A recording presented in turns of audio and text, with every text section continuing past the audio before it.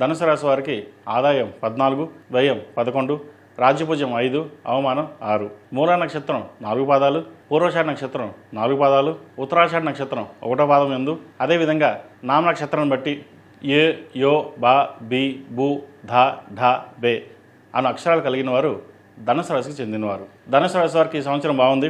ఈ రాశి వారికి తృతీయంలో రాహు, చతుర్థంలో శని, సప్తమంలో గురువు, 9వ కేతువు, అలాగే జూన్ 2వ తేదీ నుండి గురువు అష్టమంలో, డిసెంబర్ 5వ తేదీ నుండి రాహు ద్వితీయంలోకి, కేతువు అష్టమంలో మారుతారు. ఈ గ్రహ స్థానాలను అనుసరించి ఈ సంవత్సరం రాశి ఫలితాలు తెలియజేయడం జరిగింది.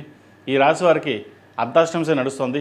అర్ధాష్టమ శని ప్రభావం వలన మానసికమైన ఒత్తిడి, ఉద్యోగంలో ఒత్తిడి అధికంగా ఉండే పరిస్థితి గోచరిస్తోంది. ఉద్యోగపరంగా పేరుపై ఖాతాలు లభిస్తాయి. నలుగురిలో మంచి పేరు తెచ్చుకోగలుగుతారు. నూతన గృహం కొనుగోలు చేస్తారు. ఆత్మవిశ్వాసంతో, మనోధైర్యంతో ముందుకు సాగుతారు. ఈ రాశి వారికి ప్రథమార్థం బాగున్నప్పటికీ ద్వితీయార్థంలో కొంత ఇబ్బందికరమైన వాతావరణం ఉంటుంది.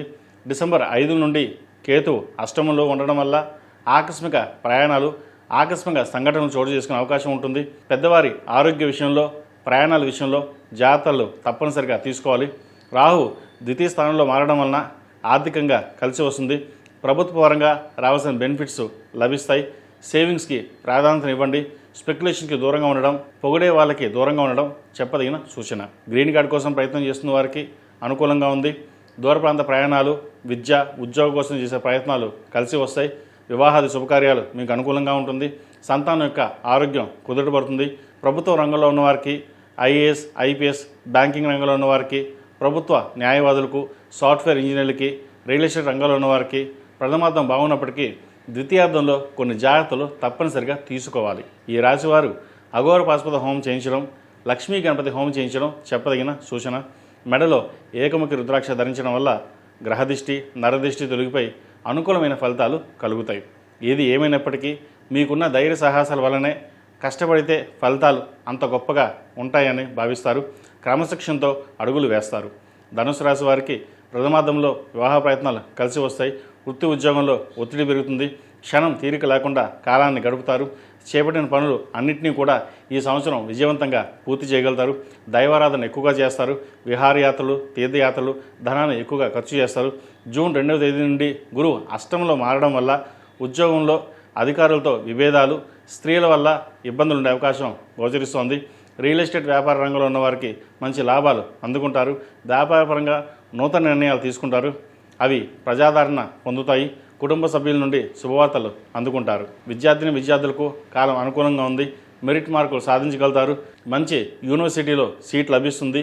H1B వీసా లభించే అవకాశాలున్నాయి. ఉద్యోగ అవకాశాలు కలిసి వస్తుంది. సెల్ఫ్ డ్రైవింగ్ విషయంలో కొన్ని జాగ్రత్తలు తీసుకోవాలి. దీర్ఘకాలిక ఆరోగ్య సమస్యలు ఏవైతే ఉన్నాయో అవి తగ్గుముఖం పడతాయి. కుటుంబంలో తల్లిదండ్రుల అండదండలు లభిస్తాయి. డిసెంబర్ 5 తర్వాత రాహు ద్వితీయ స్థానంలో ఉండడం వల్ల ధనప్రాప్తి, ఉద్యోగంలో స్వల్పమైన మార్పులు చోటు చేసుకుంటాయి. ఖర్చులను అదుపులో ఉంచుకోవాలి. సేవింగ్స్కి ప్రాధాన్యత ఇవ్వండి. దుర్వ్యసనాలకి దూరంగా ఉండడం, అవసరానికి మించి ఖర్చు చేయకుండా ఉండడం చెప్పదగిన సూచన.